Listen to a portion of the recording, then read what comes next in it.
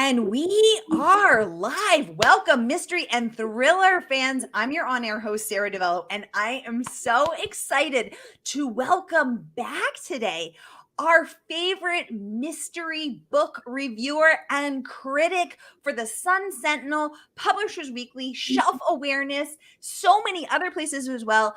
The inimitable Oline Cogdill. Welcome to Mystery and Thriller Mavens. She's going to give us the scoop on her best books of summer. Oline, welcome back. Where shall we start? Hi, Sara. Thank you. And thank you, everyone who's listening. I love doing your show. I love your show. And thank you, readers, for coming. I don't know how many people are out there, but I really appreciate your being there. You know, I got to say, Sara, it was really hard to narrow down the books to talk about because this summer, and actually this past year, has had some tremendous titles. And I'm afraid I picked so many to talk about, and I could have doubled or tripled that. There's just a lot of really good books coming out. Now, let me start with Deep Water. Deep Water by Emma Bamford. I think she's been on your show. Yes, she was just on 2 weeks ago. Okay. I'm so excited that you picked her. This novel, it also fits well with a trend I've been seeing in mysteries this past year, and that is the vacation novel. I've seen so many, at least 10, 12, maybe even more novels set in around vacations or people leaving their homes to make a new start. They're going to usually a remote area. In this book, she goes to a seemingly idyllic island, which no one knows about, but of course everyone's there already. And, you know, the island, the great idyllic place doesn't go well in any of these books, as we hope it doesn't, really. I highly recommend it. It's just a great vacation book. It's a great exotic look, and I just so recommend it.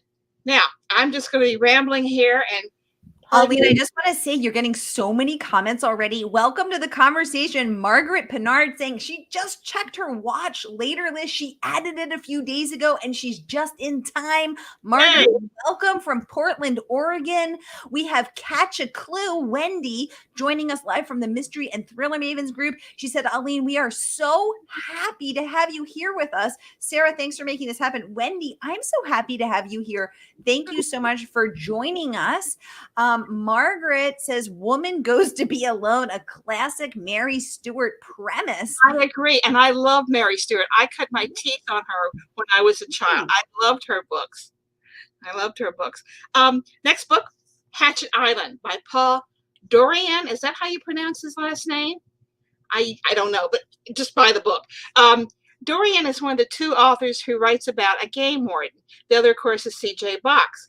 His books take place in Maine, and they're very much about the environment and people, and it's very well balanced. And this one is about endangered whales, bringing the puffin birds back to Maine, lobster men,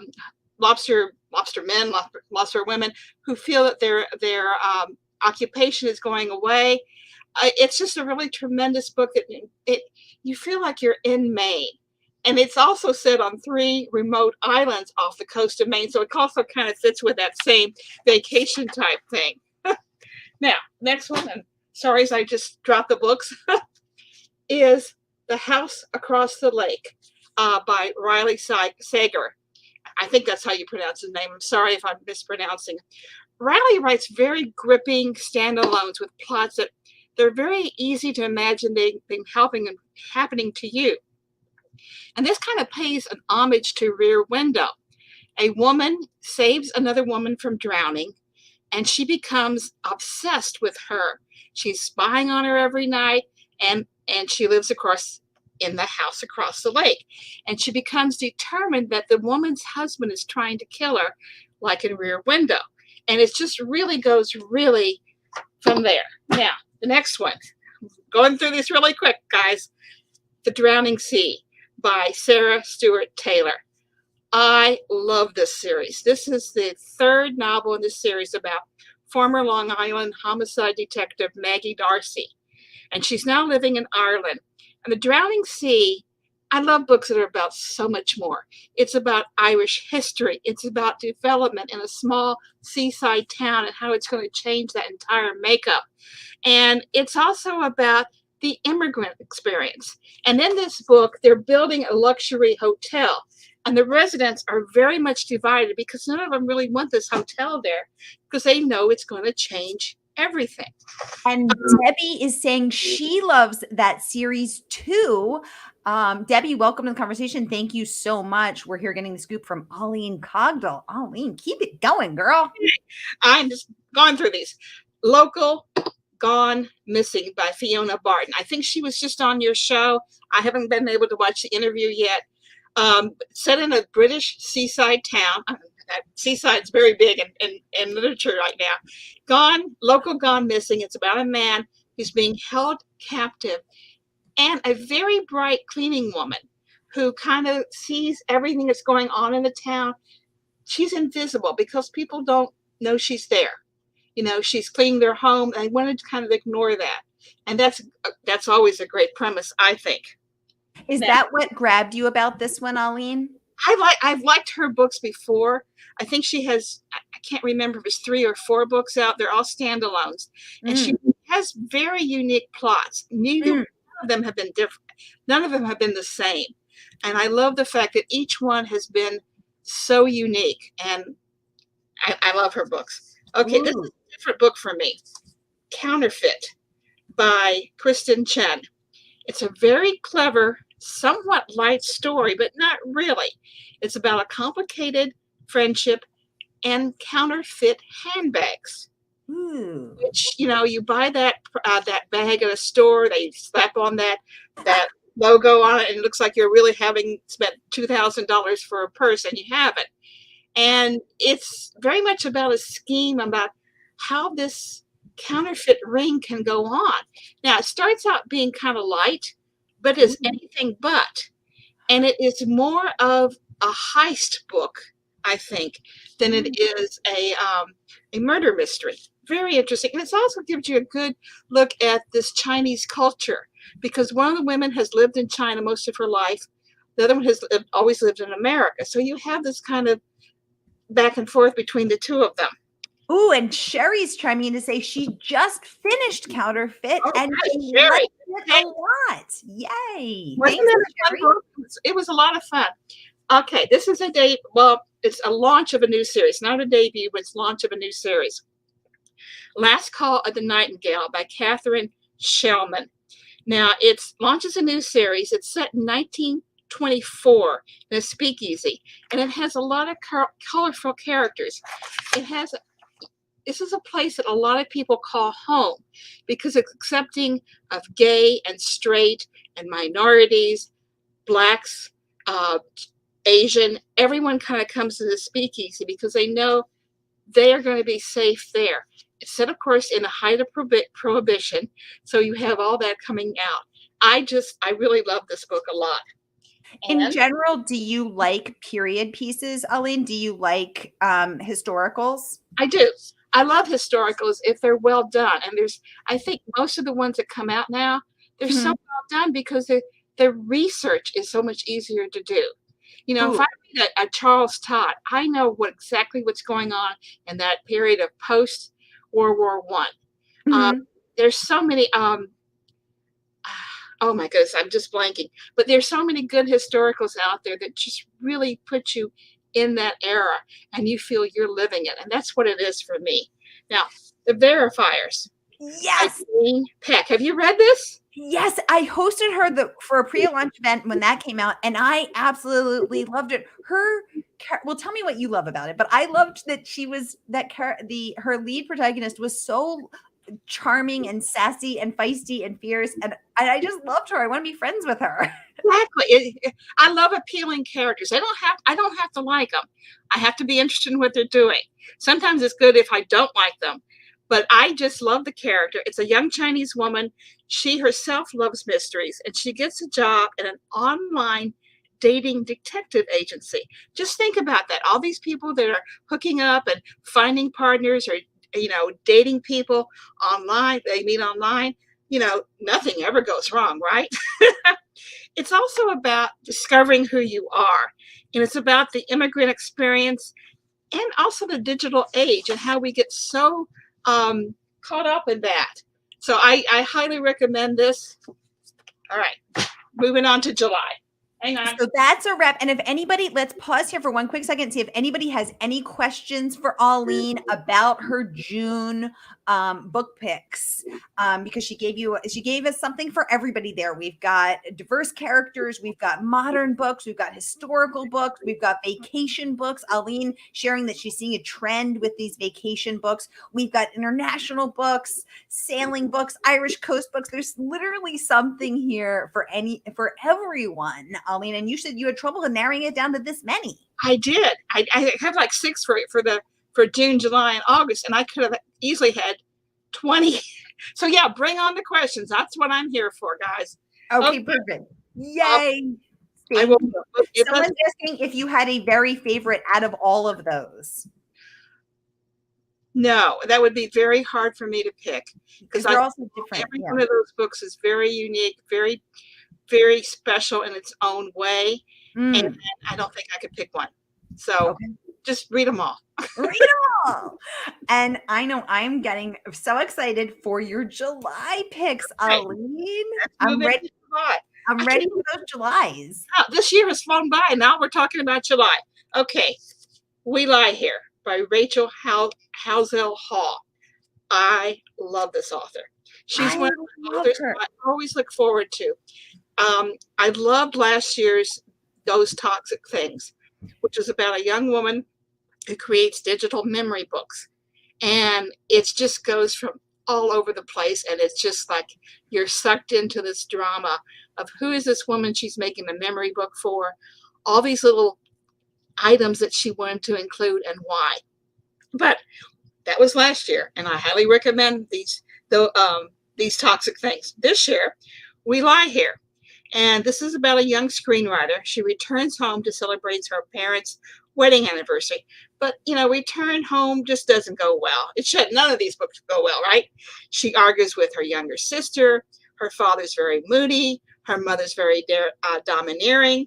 And then a second cousin who she barely knows shows up and leaves a cryptic message that just everything just starts to snowball from there.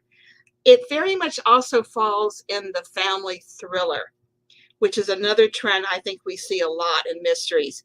And it also continues to be a very important category, I think, in mysteries.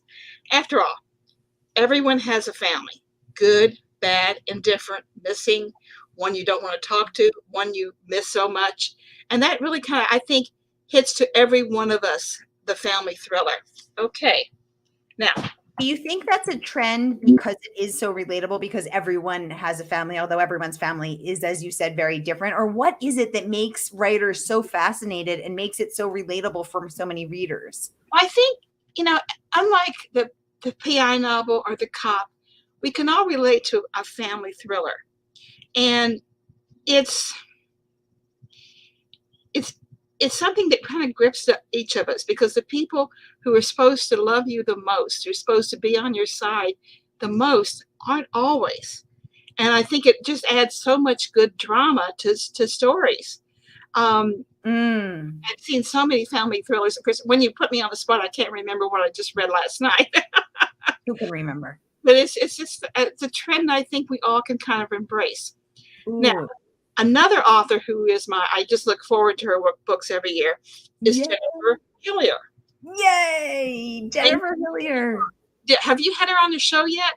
So she was supposed to come on next week, but we just had to reschedule. But I can't wait to have her on, because we were just hanging out at Thriller Fest last week, and I just love her. She's so great. So I can't wait to have her on. Every one of her books, I just thought they're so different. She specializes in standalone psychological thrillers, and there's 2 storylines in Things We Do in the Dark. Keep in mind, audience, I do not give away spoilers. One storyline is about a young woman who's been arrested for the murder of her husband, who is a comedian who is about to have his big break. The other is a story about a woman who's being paroled after serving 25 years of a life sentence for the murder of her rich married lover. And her plotting and characters are so terrific. And the way she links the 2 stories just is really like, it's a gasping moment, I think. So. Ooh, Oline, we have a question from the audience. Out of all of your summer book picks, Margaret would like to know, who is your favorite character that you would want to hang out with this summer? That's a good question, Margaret. I love that. I loved Marcy, I'm sorry, Megan Darcy from The Drowning Sea.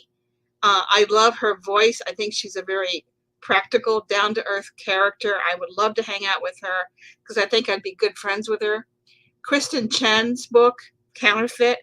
I love the voice of the young woman. And of course, I love handbags. I would never spend that much. You know, to me, luxury is Coach and Kate Spade, not Prada and Birkins. But I would love to sit down and talk with her and just kind of, it would be a fun, I think, to have time with her. And I love Rachel Housel Hall's character, young screenwriter. Like we talk about Hollywood, how hard it is to break in. I think I'd have a good time with a lot of the characters, actually. All right. Can I come to that dinner party? Can Margaret and I come to that dinner party, Oline? I'm sure. I don't know what we'll eat. We'll just order pizza or something. Now, The Hidden One by Linda Castillo. I'm actually doing a profile on Linda for Mystery Scene magazine, talking about how she came to write about the Amish, which is a part of her series, and what inspired her and what she wants to show about the Amish. So that's going to be in the fall issue, I believe, of Mystery Scene magazine. Big fan of this series. It's set in an Amish community in Ohio, and this is the 14th novel about police chief Kate Burkholder. She was raised Amish, but she broke away from the religion. And in The Hidden One, Kate investigates the murder of an Amish bishop whose remains have turned up in the field 18 years after his disappearance. Now, I love how she delves deep into the Amish culture while showing very much respect for the people and also for the religion. She never takes cheap shots at either one. And I think that's very important when you're writing a mystery about an isolated character. And you learn so much about the Amish and what they think. So I'm big fan of that. In general, do you like books that go into sort of, more closed worlds or worlds that most people don't have access to, Oline? Or do you like it or is that more the exception to the rule, or does it matter how it's done? I love everything. And I love stories about isolated communities. Linda Castillo's, Julia Dahl about the Jewish community, the Orthodox Jewish community. Yes. Things set in small towns always interest me. I'm from a small town myself in southeast Missouri, so that always interests me, that dynamic that people have in small towns. To me, those stories are very relatable because we all live in a way in isolated communities. Even if we're in a big city, we make our own small town. And sometimes sometimes our world becomes very small. It certainly became small during the pandemic, but most of us don't stray too far away from where we live. And I find that a community we don't know anything about, I want to know about that. Same thing with international. I mean, that's, to me, I always love an international book. Yes. And what you said about, even if you live in a big city, you make a small community, that's so true. I never leave a 3 to 10 block radius. I live in a big city and I never leave my it's like I've got my CVS, I've got my food store, and where else would I go? Right. Well, my husband's a theater critic, so we do a lot of travel because there's 60 theaters in South Florida. So we'll go up from Jupiter, which is an hour and a half from our house, way down to South Miami. So we do travel a lot like that. But basically on a day-to-day basis, I've got my Publix, I got my Thai restaurant, I've got, Exactly. I have my favorite Thai restaurant 1 block away. I don't remember. Margaret's saying she feels like we all live in isolation, period. Totally agree. Yeah, I think you're right. Okay, where was I? Okay, Dark Objects by Simon Toyne, I think is how you pronounce it. Okay. Now, he's a British writer, and he has produced some very offbeat thrillers, like the Sanctus trilogy. I never read that, but I've heard it's very, very odd. Now he's turning to the police procedural, and this is about an investigation into the murder of a wealthy woman whose husband also is missing. Now, is he a victim? Is he the killer? Is he a kidnapped victim? You have to read the book. And I love, I don't think police procedurals ever go out of style. As long as they are well done and they really give us a glimpse of what's going on. Like Michael Connelly, I think he is hands down the best, most consistent living mystery writer we have. And he really shows us an inside view of how police investigations work. And I love also when we look at the British police system, or really any other country, because it's so different than ours. And Oline, I saw on because I follow you on social media, I saw you were posting about Michael Connelly's the Lincoln Lawyer show on Netflix. Yes. And I was really enjoying that as well. I didn't know I love that you love Michael Connelly. I didn't know that about you. Very cool. Oh, absolutely. He's very much so. Sherry's saying that she works from home and lives alone, and she totally gets it. Sherry, right? Exactly. Right. I love the Lincoln Lawyer. I think it's made a great transition to the screen, both as the movie, but especially in the series. I just love how the series is going. Where I am hoping it gets picked up for a second season. I can't imagine it would. But I also love how Bosch Legacy, which is the continuation of Bosch, has done. Now it's on free. I can't remember what station it's on. Bosch Legacy. Look it up. But it continues the Bosch story, and it's just really well done. I just hope it goes on forever.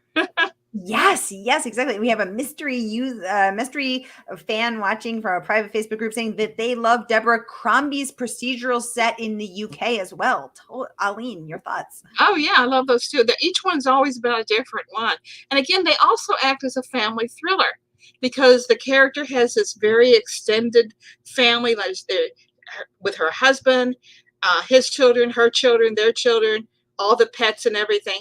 It's a very much of a domestic scene, and it acts. But the thriller part never comes into the family. But I think that the family dynamic is so easily relatable, whether you have a big family or it's just you and your husband. We all live in chaos, I think, sometimes. Now, I can't be from Florida without reading this book, which is Florida Woman by Deb Rogers. And this is also a debut, and I think the title says so much. We always talk about Florida Man.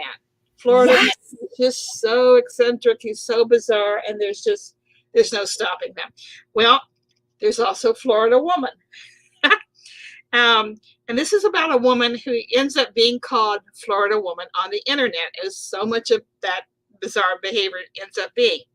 Now, the plot involves a fire, autographed dollar bills, and a pelican. I love that. Margaret is saying she loves the title alone, laughing out loud, right? It's so funny because we're all familiar with the Florida Man memes, but now it's time for the Florida Woman to have her moment. Right. Love that. Yeah, and there's been some really good Florida mysteries, and I think there was a turning point for Florida mysteries with, of course, John D. McDonald, Carl Hyacin, and Charles Willeford, and they kind of set a tone for Florida mysteries to take that that turn into being highly respected. Oh my goodness, James Hall. It does a great series about Thorne, and I think he has given us some books that so much look at the Miami experience and who we are there. I would love to see more Florida authors, and there seems to be right now, there's kind of a shortage of them. I know the local chapter will crucify me for this, but I want to see more books from them. So, okay, the wedding plot. Weddings are very big too this summer.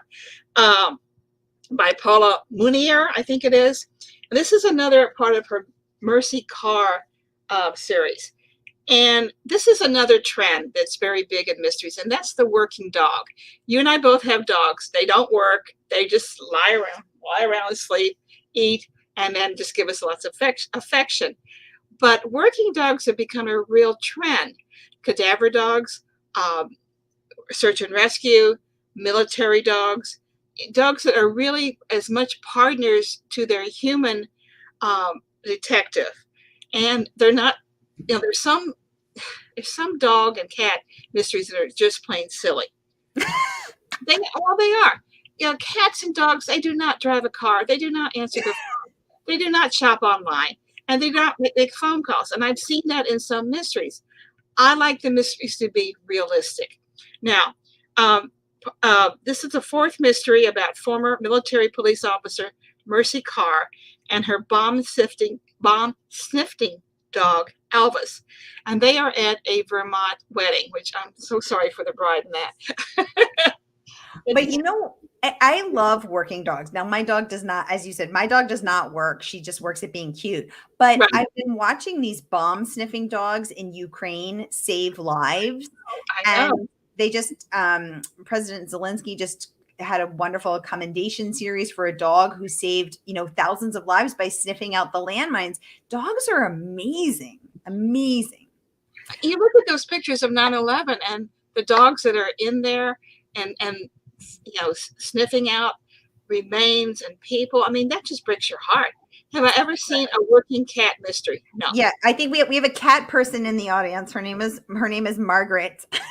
And she wants to know, she's feeling neglected with all this love for dogs. What about cats, Oline? I have never seen a working cat mystery. The only exception may be that series by Lillian Braun on the cat Who that was in the mid-90s, and Lillian Braun is now deceased.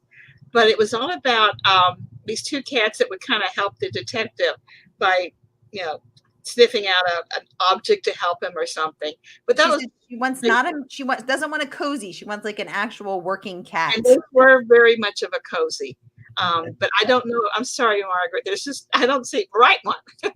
Margaret, I'm sorry that you don't like the better species. This is the superior species of canines. I'm sorry you're stuck in cat world. No, just kidding. I love cats.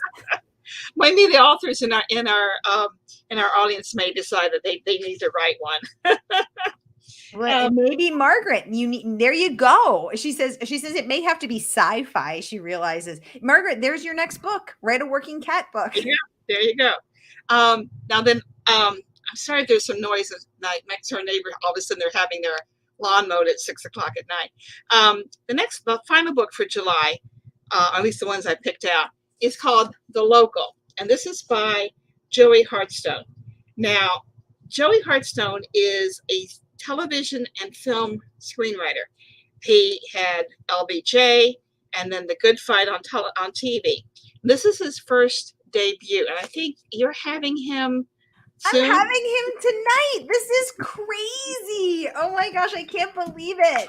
I hope everyone stays for his session too. Now I love it when books use a real life situation and take that. Sometimes it's just a little germ, and they just go from there. Now, he uses a real life legal situation. It's a very striking debut, and it delves into the legal system, big business, racism, and small time life. In this case, Hartstone uses this fact that small towns in the United States District Court in Eastern District of Texas, okay, there's Eastern Texas, I should have just said that, have become a leading jurisdiction for intellectual property litigation. And this attracts high-powered lawyers from Chicago and New York and Los Angeles. They know they're likely to receive millions of dollars from the jury because the jury is very, okay, give them 23 million, it's not our money. But big city lawyers bring also a big city attitude, and they often have a disdain for the uneducated small town residents that are serving on these juries. So what they need is a local attorney to whom the jury can relate, and that is the local. And the character in this is obviously a local attorney. He starts out being a very simple man that you think there's not much to him, but there's a lot of depth to this guy, and he shows as it goes on. One of his clients, who is kind of a jerk, is Yeah. arrested for murdering the local attorney's mentor, and he has to defend the guy. He doesn't want to win, but he also doesn't want the case to be reversed on appeal. So it's a lot of things going on in this book. Very interesting debut. I'm going to be very interested what he says to you tonight, because I think he's got a very interesting writer. And this is I'm devouring this book. I'm halfway through it, and I love how well researched it is. Yes. And how he weaves, because I like to learn something while I'm reading. Mhm. And I love how he seamlessly weaves together both the real life research but makes it still compelling. And I am loving this book. I'm glad. Me too. Now, Yay. August. Are we ready for August? We're ready for August. Okay. Who are you going to kick us off with? Okay. One of my favorite writers, William Kent Kruger. Yay. Fox Creek. And this is his outstanding 19th mystery featuring private investigator Cork O'Connor of Minnesota, a small area. And he always really skillfully blends this evocative look at nature's beauty and also the perils of nature with Native American lore. Cork himself is part Native American. And in Fox Creek, Cork's friend, Henry Malou, who is also a Native American, he's a Native American healer and is more than 100 years old, leads two women, one of whom is Cork's wife, deep into the Boundary Waters wilderness to escape two killers who are pursuing the women. Meanwhile, Cork and another tribal cop are following the killers. And why? What's wrong? Why are they after these women? And what can they say? And he's just such a good writer. And I'm always happy when I get one of his books. It's just fun. Okay. This is a brand new author. And it's called Shudder by Ramona Emerson. Now, Shudder is her outstanding debut. I think she's going to have a real career. It's about crime scene specialist in Albuquerque who exposes valuable clues through her meticulous photography. And she also believes she can do this because, in a way, she believes she can communicate with the ghosts of the crime victims. And it's an ability that drove her out of her Navajo community. And she weaves this native lore into the book very well. It goes back and forth between her childhood, her young adult, and who she is now. And it's an author I know that we're going to be hearing from a lot. She was at Left Coast Crime.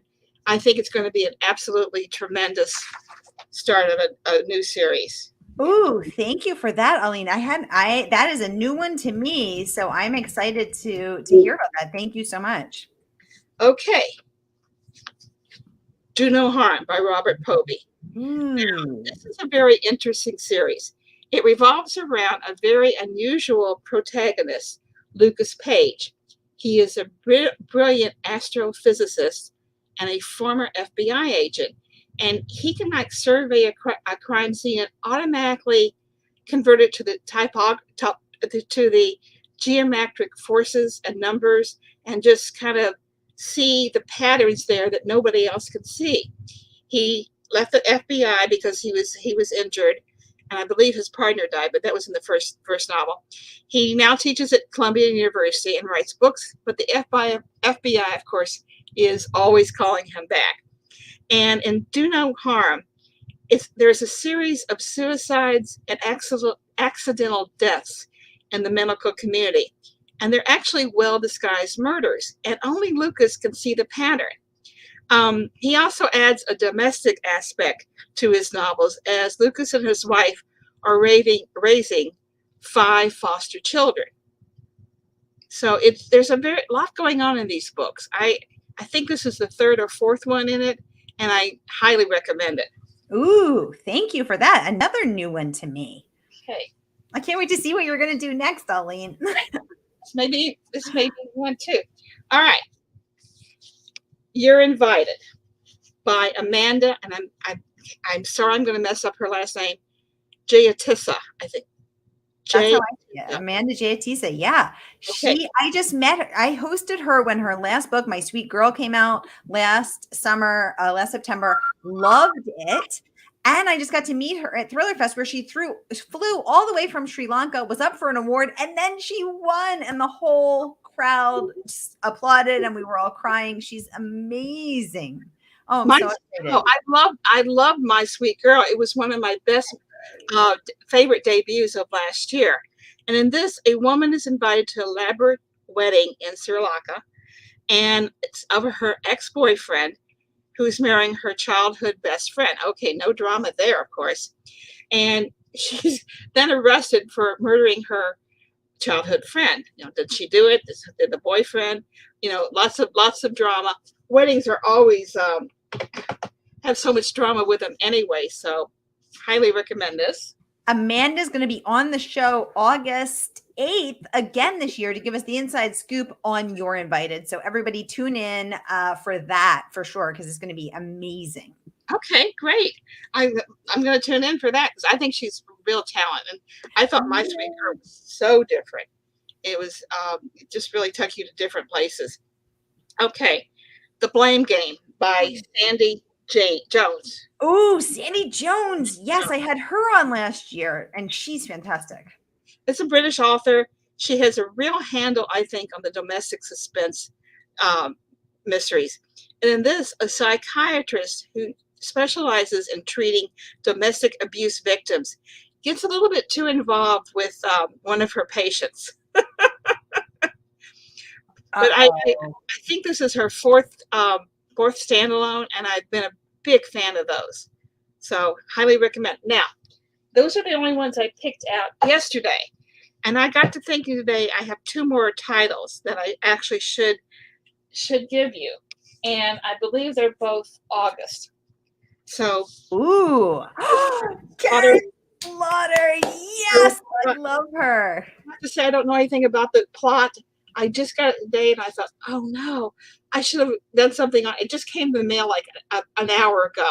Ooh, hot off the presses, one might say. Now, Oline, Karen Slaughter is such a beloved, renowned, amazing writer. I just got to hang out with her at Thriller Fest as well. And I love how feisty and outspoken and brilliant and insightful she is on the stage and on the page. What resonates with you so much? What makes her a must read for you with every book? Her characters are very realistic, I think.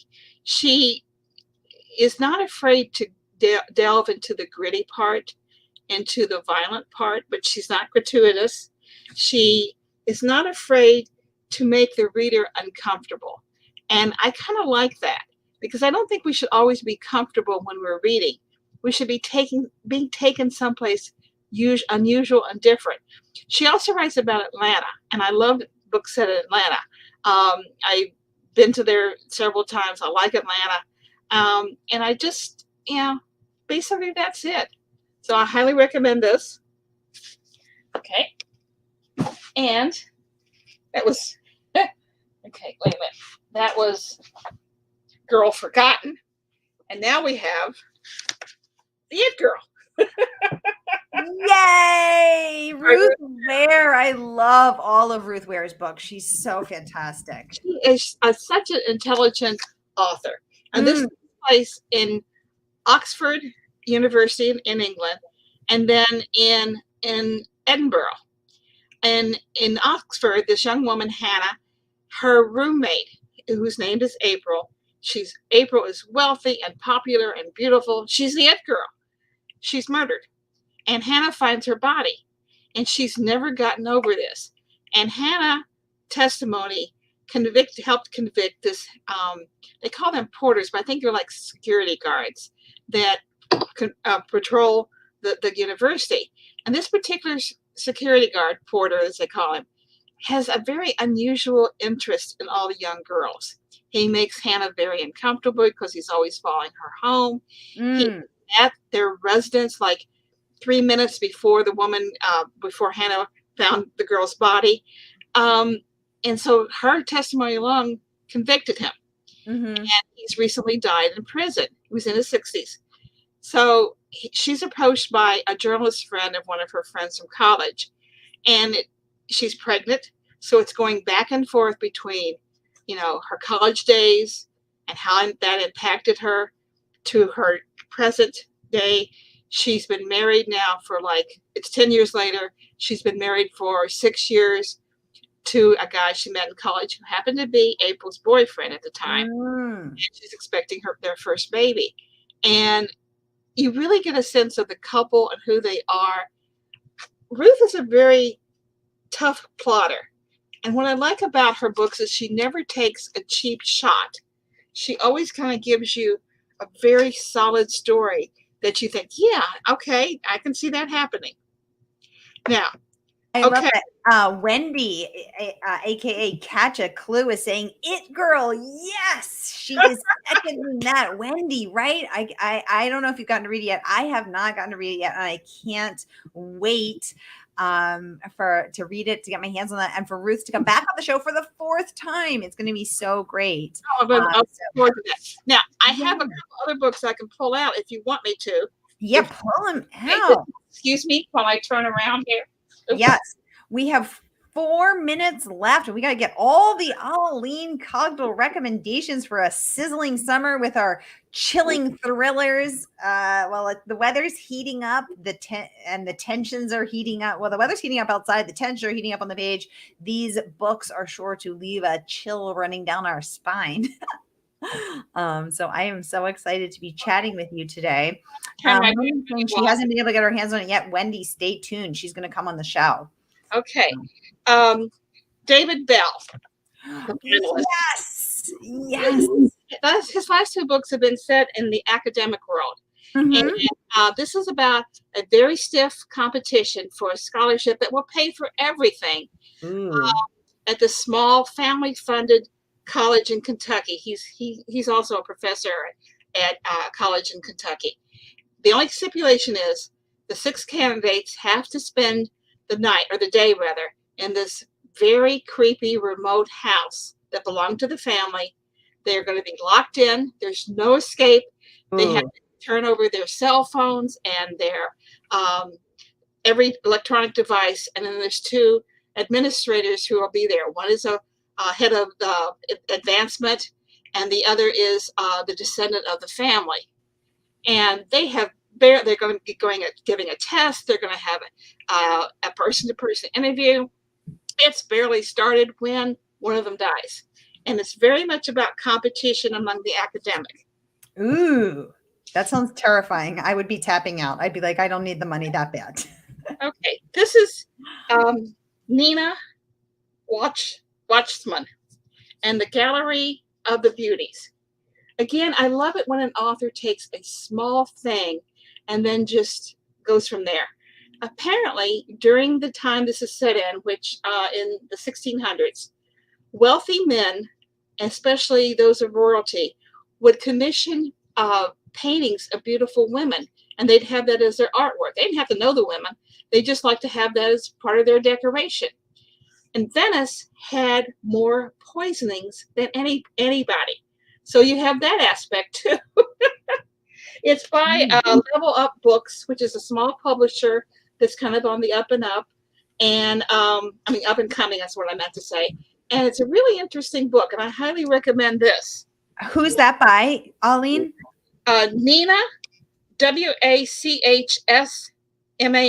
Watchman. Okay, great. I'm sorry I didn't give that to you because I just now thought of these. No worries. I'm just looking for the links right now. Megan Miranda's The Last to Vanish. Ooh. Yeah, really good. It's set in North Carolina. It's about how this little luxury remote hotel, again, remote, has had several people disappear through the years. And it's about a young woman who has found a home there. She loves the owner. She works for just basically room and board. And she's never really been accepted in this small town, as it often happens in a small town. Highly recommend it. Ooh. And I'll go real quick. is A Killing Rain by Faye Snowden. Yay, Faye! She's coming on again, and I can't wait. Good, good. I don't know anything about the book. I'm sorry. But I've been following her career and I really love it. I love her career. I love her books. It's a police procedural. I highly recommend it. Yay! I can't wait to host her. So Faye Snowden came on with Tracy Clark in February. I love it. And I can't wait for her to come back and give us the scoop on A Killing Rain. So everybody stay tuned for that as well. This is going to be so great. Oh my gosh, Oline, I love what you have just queued up for us. The most sizzling summer of chilling books. Thank you, Queen of Mysteries, our favorite reviewer and critic. You are amazing. Thank you so much. I love your style. I love how your brain works. I love how you think of different books. Oh, we have a question from the audience. Lee would like to know, she didn't catch the name of the title of the book. Was it I didn't either, actually. Was it The Gallery of Beauties? The Gallery of Beauties. And hi, Lee. Lee is my sister-in-law. Hi. Oh, hi, Thank you for watching The Gallery of Beauties. And it's just now out. Okay, perfect. The Gallery of Beauties. I'm going to grab that link for you as well, Lee. So I'm just going to grab, I was looking it up, but I couldn't find it either. So this will be great. This is a small publisher. They're really up and coming. They've done some really good authors. The Gallery of Beauties by Nina Washman. Yay. Lee says hi. Wendy says that was fantastic. Thank you so much, Oline and Sara. Margaret says so fun. Happy summer reading all. Margaret, thanks so much for joining in. Lee, thanks for joining. Wendy, thanks everyone for being here. This has been amazing. And Oline will be back in a couple of months to give us her book picks for the next season as well. I'd be honored to. I'd be happy to. Yay. All right, everybody, stay tuned because I happen to have one of Oline's book picks, Joey Hartstone, debut author from The Good Fight, at the top of the hour. So stay tuned. I'll see you in 13 minutes. Oline, thank you. Oline's got to get to the airport. Debbie said, I wish we could hear more. Debbie, she'll be back. We'll bring her back, okay? I'll make sure I have even more books to talk about next time. And thank you, Sara, for hosting me. I love doing your show. And I want to thank all the audience for listening. I really appreciate. Happy reading to everyone. Yay. Happy reading, everybody. All right. We'll see you soon, Oline. Thank you so much. Thank you. Bye-bye. Bye.